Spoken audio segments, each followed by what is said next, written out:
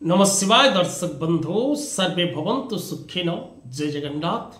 दर्शक बंधु धर्मज्ञान टीवी परिवार को आपण मानक स्वागत।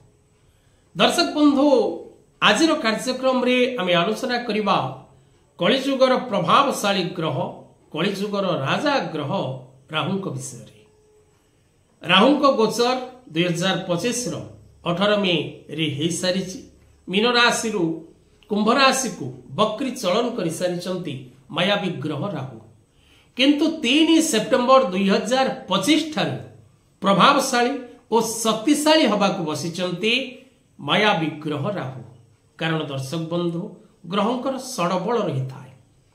षड बल रे गोटे बल रही अंश बल। तेणु अंश बल बा डिग्री बल रे ग्रह मानकर अवस्था रही। शिशु रही, शैशव रही, कुमार रही, युवा रही, वृद्धा रही। तेणु ग्रह जिते बलियार हुए सेतबले शुभ फल दबार क्षमता प्राप्त करिथाए एवं अशुभ फल प्राप्त करिवार क्षमता मध्य रखिथाए। तेणु छाया ग्रह मायावी ग्रह राहु कुंभ राशि रे बलशाली हवाकू बसिचंती 3 सेप्टेम्बर 2025 ठारू। तेणु 3 सेप्टेम्बर 2025 रु 2026 शेष मास 14 मास समय विशेष करी किपरि रहिबो वृष राशि, वृष लग्न, नाम राशि रे वृष एवं जेउमानकर 3-2, 4-2, 5-2 नक्षत्र वृष राशि सेमानक पई किपरि रहिबो एही राहु बलशाली रो प्रभाव। तेबे दर्शक बंधु आपणकर राशि एवं आपणकर नक्षत्र पई आमे जदि देखिबा तेबे राहु ग्रहंकर गोचर दशम भाव रे हे सारी एवं राहु आपणक जन्म जातकर दशम स्थान रे प्रभावी एवं शक्तिशाली हे सारी। तेणु ज्योतिष शास्त्र हिसाब रे जदि राहु आपणक राशि रो तृतीय, षष्ठ, दशम और एकादश भाव रे गोचर करती तेबे राशिकर्ता को अत्यंत शुभ फल प्राप्ति होता है। पुनः आपणक राशि स्वामी शुक्रंक सह राहुंकर संपर्क जदि आमे देखिबा तबे मित्रतार संपर्क एवं विशेष करी आपणकर दशम भाव रे राहु शक्तिशाली होई गोचर करी आपणकर जन्म जातकर द्वादश भाव, चतुर्थ भाव एवं षष्ठ भाव उपरे 3 गोटी दृष्टि प्रदान करिवे। प्रथम दृष्टि चतुर्थ भाव को, द्वितीय दृष्टि द्वादश भाव को एवं तृतीय दृष्टि षष्ठ भाव को। तेणु आपण केउ दिगरु सफलता प्राप्ति करिवे आपणक पई कोन रहिछि। कारण वर्तमान 2026 मध्य पर्यंत आपणक राशि रे महाग्रह शनि एकादश रे आपणक राशि पई विशेष करी द्वितीय भाव रे देवगुरु बृहस्पति एवं आपणक राशि रो चतुर्थ भाव रे केतु ग्रहंक गोचर। तेणु वृष राशि पई अत्यंत शुभप्रद केवल राहु नुहे, प्रत्येक ग्रह आपणकर राशि एवं नक्षत्र पई शुभ फल प्रदान करिवार समय मध्यरे बा अवधि मध्यरे वर्तमान रहिचंती। तेणु वृष राशि रो दशम भाव, कर्म भाव, पितार भाव रे राहु महाग्रह बलशाली।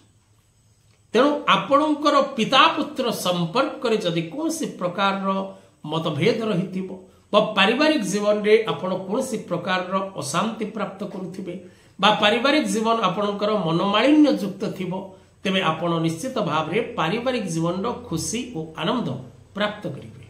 पिता पुत्र संबंध भल रहिबो एवं वृष राशि रो दशम भाव रे राहु ग्रहंकर जो गोचर रही वर्तमान दशम भाव रो गोचर आपण को विशेष करी कर्ममय जीवन रे शुभ फल प्रदान करिवार सौभाग्य आनिदेव। जो मान पाखरे कौन कर्म नहीं से माने नूतन कर्म प्राप्तिर जोग सृष्टि हब। जो माने कर्म क्षेत्र रे अछंती कर्म क्षेत्र रे पदोन्नतिर जोग सृष्टि हब। कर्म क्षेत्र रे स्थान परिवर्तन जोग सृष्टि हब। नूतन व्यवसाय आरंभ करिवार जोग सृष्टि हब। व्यवसाय द्वारा पूर्ण सफलता प्राप्ति करिवार जोग सृष्टि हब एवं आपण दूरयात्रा माध्यम रे किछि अर्थलाभ सहित मान सम्मान प्राप्ति करिवार जोग सृष्टि हब। 2026 शेष जाए वृष राशि वृष लग्न नाम राशि रे वृष व्यक्ति विशेष माने राहु ग्रह को शुभ फल द्वारा व्यवसाय क्षेत्र में आकस्मिक लाभान्वित एवं कंटिन्यू लाभान्वित होबार जोग रही एवं व्यवसाय परिवर्तन करिबार जोग रही व्यवसाय क्षेत्र में नूतन पुंजी निवेश समय रही एवं विशेष करी पार्टनरशिप व्यवसाय जो माने अछंती जो माने share market trading export import real estate stock market आदि रे पुंजी निवेश करूछंती सेमानक पई समय मध्य उत्तम रहिबो विशेष करी आपणकर भूमि भवन वाहन क्रय विक्रय करिवार जोग रही आपण विशेष करी कोनोसी वैवाहिक दाम्पत्य जीवन पूर्व कष्ट मुक्ति पाइबार समय रही प्रेमिक प्रेमिका मान को पाई समय अनुकूल रहिबो प्रेम संपर्क रे नूतन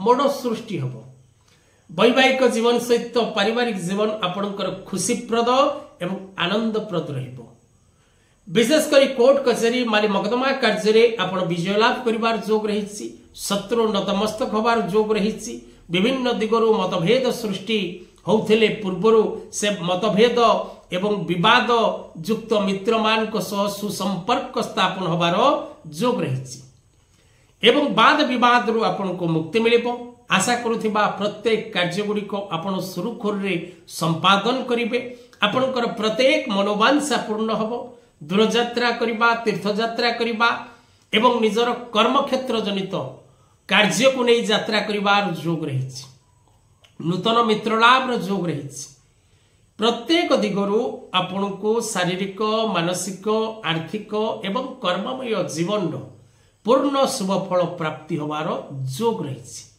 तेणु वृष राशि 3 सेप्टेम्बर 2025 राहु बलशाली होबार प्रभाव अत्यंत शुभपूर्ण फल प्रदान करिवो एथिरे कोनोसी संदेह नहीं प्रत्येक दिगरु प्रत्येक क्षेत्ररु आपण निश्चित भाव रे शुभ फल प्राप्ति करिवे तेरे दर्शक बंधु आज कथा वस्तु को एठी रखिबा जय जगन्नाथ।